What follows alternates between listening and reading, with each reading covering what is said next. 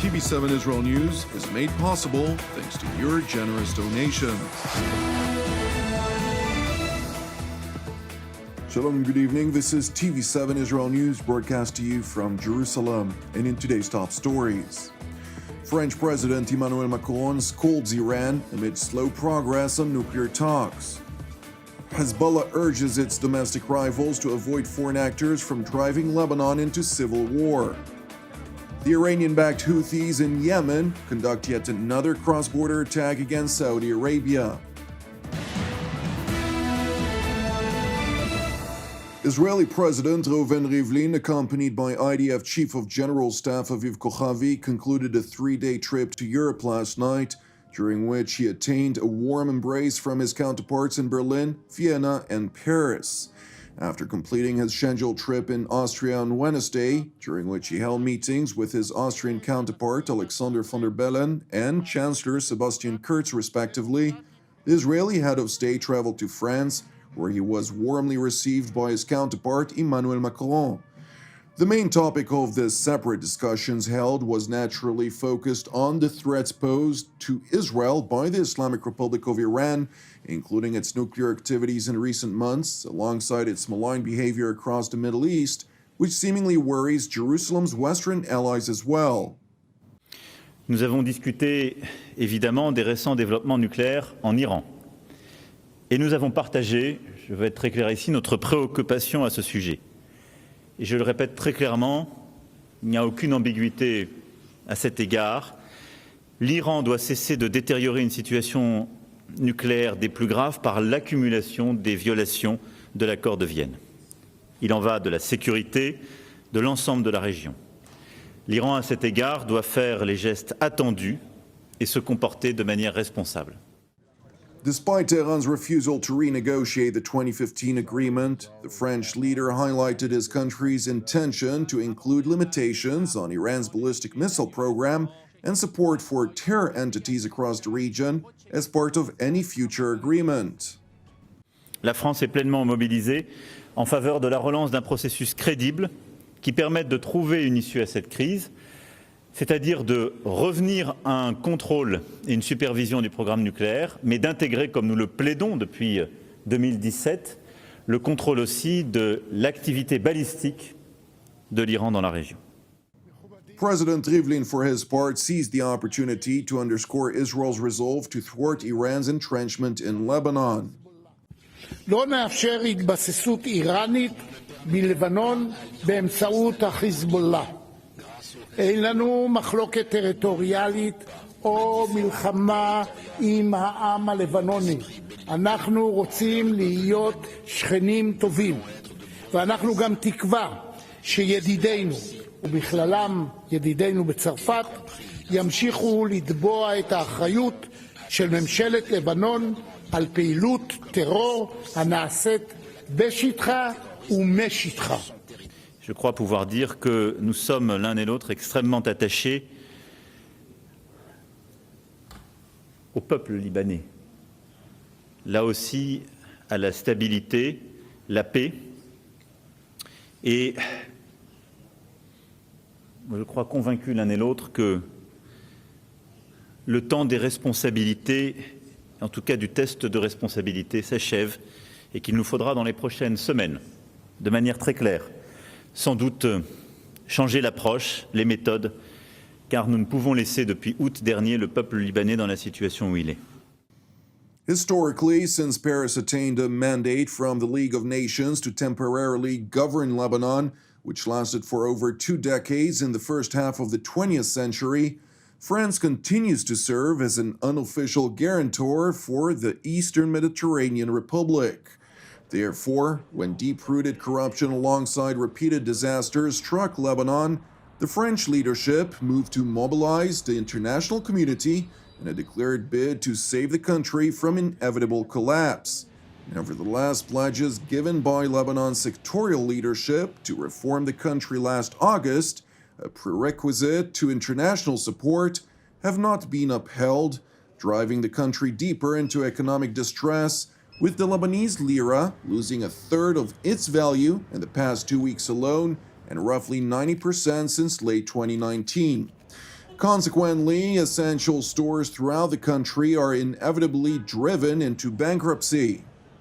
نحن نمر بأسوأ أيام اليوم لأنه ما أصبح التاجر بحالة إفلاس كاملة يلي عم بسكر. نحن حنشوف شهدنا 20-25% السنة الماضية كان في إقفال، لكن السنة حنتجاوز يمكن ال 40% كمان لنصير 40-50%، لأنه هذا الوضع وتأثير صرف العملة و يعني القدرة الشرائية عند المواطنين خفت. صار يعني عم يفتش الشخص لحتى يأمن ربطتين خبز لأولاده بالنهار. In light of the quickly deteriorating situation, Hezbollah, which has been widely blamed for refusing to reform, urged its domestic rivals to avoid foreign actors from driving Lebanon into civil war. ما كان السبب، شو ما كانت الأزمة اللي عم نعيشها بالبلد، لا يجوز أن يندفع أحد أو نسمح لأحد أن يدفع البلد إلى حرب أهلية وإلى اقتتال داخلي. The Iranian-backed leader Hassan Nasrallah, who spoke to his followers via video conference from an undisclosed location, signaled his continued refusal to accept reforms demanded by the IMF as a prerequisite to a foreign bailout, which he claimed to include cuts to widespread subsidies on food, medicine, and fuel.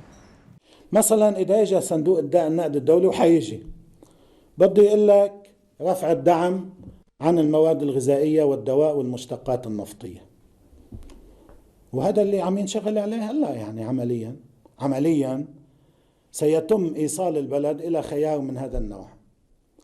طيب الشعب اللبناني حيتحمل هذا الموضوع؟ Instead of accepting Western support, Hezbollah's Secretary General called on his domestic opponents to accept an Iranian offer to meet Lebanese oil demands. في مشكلة مشتقات نفطية بالبلد، بنزين ومازوت وفيول وكذا. يا أخي الإيرانيين جاهزين يبيعونا مشتقات نفطية بالليرة اللبنانية. Turning to Washington, D.C., where the United States Special Envoy for Iran, Robert Malley, insists that the Biden administration is not dragging its feet in all that relates to re-engaging with the Islamic Republic on nuclear non-proliferation.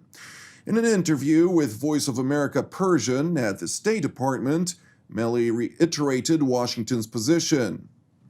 So we're not dragging our feet. We're prepared to meet, and so far we're waiting for the Iranians to be able to tell us how they want to discuss this. It's not going to happen with the U.S. unilaterally taking these steps. We want to talk about it. We want to come back into compliance if Iran comes into compliance, and we hope that that could happen soon. The U.S. envoy for Iran further stressed that attacks by Iranian proxy militias against U.S. forces in the region is not really helping the Biden administration to follow through on its intention to re-engage with the Ayatollah regime. If Iran thinks that, if as you're suggesting, these are tactics aimed at speeding things up, it's hard to see how that's going to work. It's not really helping the climate in the U.S.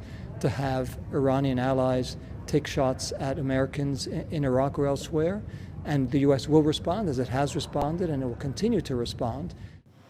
Despite behind-the-scenes efforts to reinvigorate the 2015 nuclear agreement, Iran's Atomic Energy Organization announced this morning that it will cold test its redesigned Arak nuclear reactor as a prelude to fully commissioning it later this year.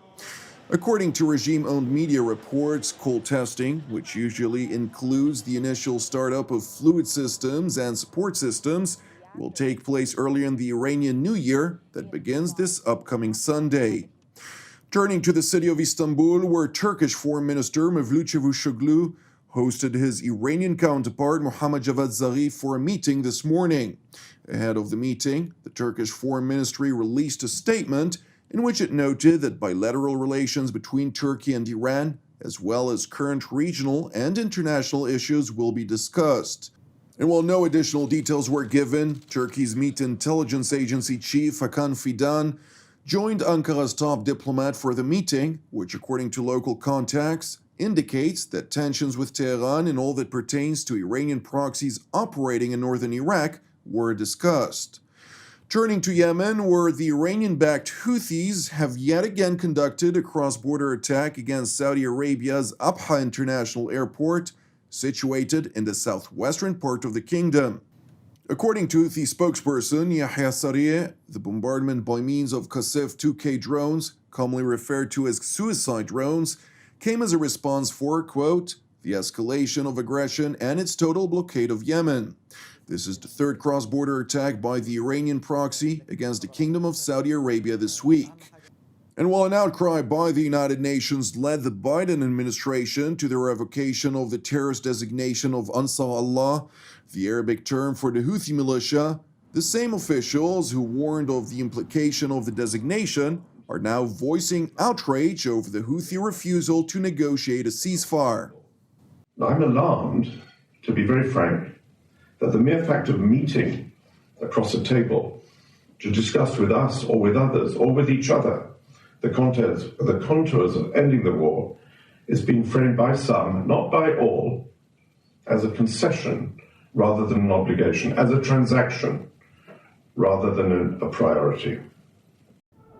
Since the U.S. decision to remove the Houthi militia from its list of terrorist organizations, the conflict in Yemen has escalated, and the Iranian-backed militia claimed responsibility for the launch of dozens of suicide drones and ballistic missiles into neighboring Saudi Arabia. Thank you for watching us. As part of TV7 Israel's prayer initiative, I would like to encourage you today to join myself and the team here in Jerusalem to lift up Nepal in prayer for its salvation and peace, alongside prayers for our persecuted brothers and sisters around the world, in addition to our ongoing prayers, of course, for the peace of Jerusalem and the salvation of Israel. I'm Jonathan Hassan, wishing you a Shabbat Shalom U'Mevorach, and we will see you again on Monday at the same time.